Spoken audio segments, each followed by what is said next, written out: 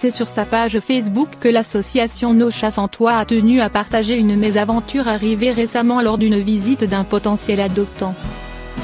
Un chat horrible. Ce jour-là, une personne contacte l'association afin de rendre visite au chat pour une adoption.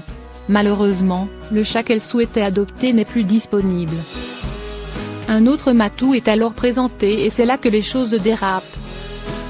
Visiblement déçue de ne pas obtenir ce qu'elle souhaitait, cette personne se met à insulter copieusement l'autre chat proposé, prénommé Marley. Elle s'énerve en indiquant que le chat est horrible et même qu'il fait peur. Évidemment, les bénévoles de l'association sont sans voix face à tant de bêtises et prennent la décision de ne jamais confier aucun chat à cette personne. Rappelons qu'adopter un animal de compagnie ne revient pas à choisir un jouet ou un tapis. Il s'agit d'un être vivant et sensible qui mérite d'être traité convenablement, tout comme les personnes qui en prennent soin au quotidien.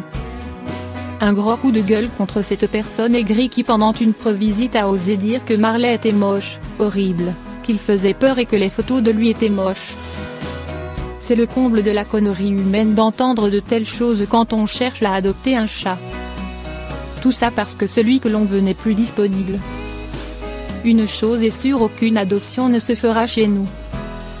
Comment nourrir les oiseaux cet hiver sans nourrir votre chat avec? Avec l'arrivée de l'hiver, les petites bêtes se préparent à affronter les rudes conditions qui l'accompagnent. Pour aider les oiseaux, beaucoup choisissent de laisser de la nourriture sur leur terrain, en la disposant dans des mangeoires. Mais comment faire si le foyer est déjà occupé par un chat, pour qui l'oiseau figurerait bien au menu? Le froid s'installe et vous voulez aider les oiseaux à affronter l'hiver? C'est une excellente initiative. Voici comment nourrir les oiseaux sans pour autant en faire des proies pour votre chat. Pourquoi le chat aime-t-il chasser? Le chat est un animal qu'on peut considérer comme apprivoisé, mais pas réellement domestiqué. En effet, il se reproduit le plus souvent en dehors de tout contrôle humain, à l'extérieur de nos foyers.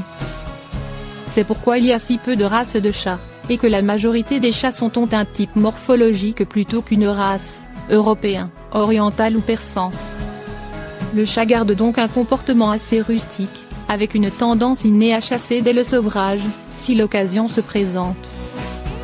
Le chaton sauvage, très rapidement, devient un chasseur efficace et autonome, capable de manger des insectes ou des petites proies.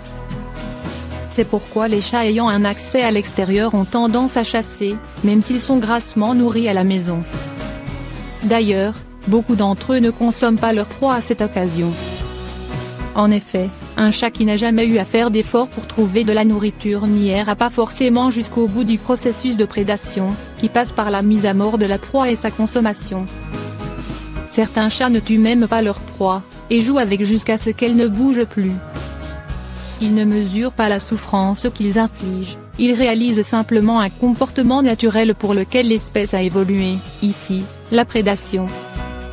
Le chat doit chasser très régulièrement. Sur le plan alimentaire, un chat sauvage va réaliser entre 10 et 20 repas par jour, et il a besoin de l'équivalent d'une douzaine de souris pour assurer ses besoins énergétiques sur la journée.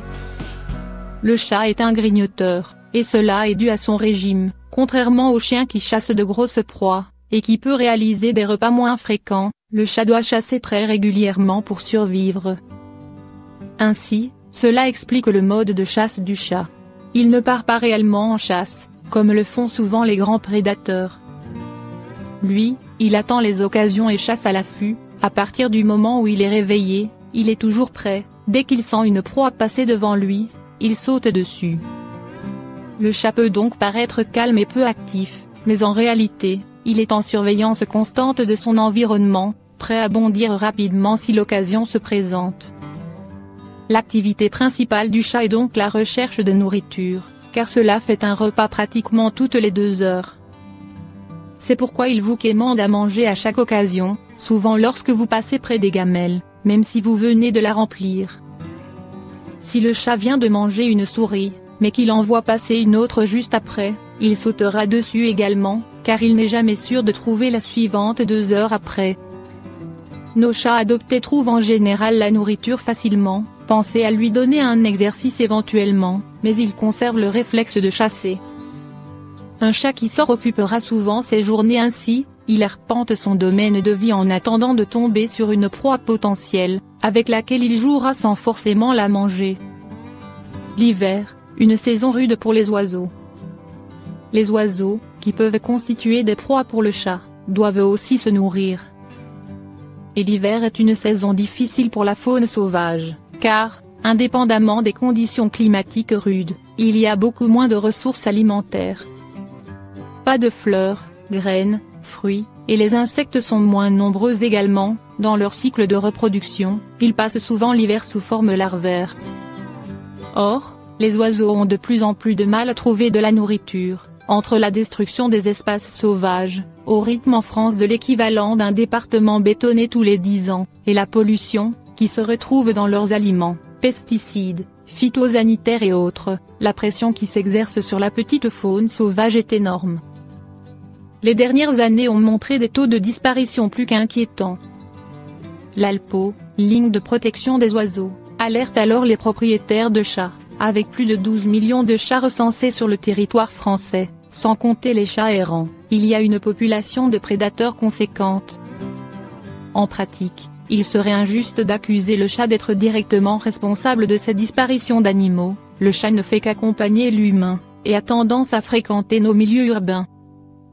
On ne sauvera donc pas les oiseaux simplement en empêchant les chats de chasser, il y a d'autres facteurs qui impactent la biodiversité, et en premier lieu, l'activité humaine.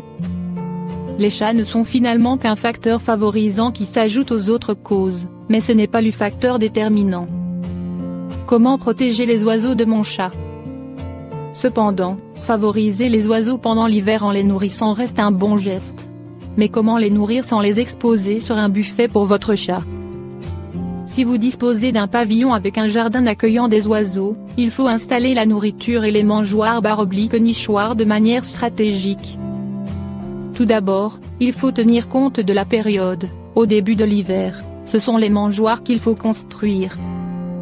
Ensuite, en janvier/février, vous allez pouvoir installer des nichoirs, pour la période de reproduction.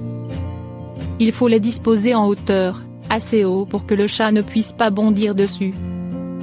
Il est utile d'utiliser des logettes plutôt qu'un plateau, en veillant à ce que le trou par lequel passe l'oiseau soit assez grand pour lui, sans que le chat puisse le suivre.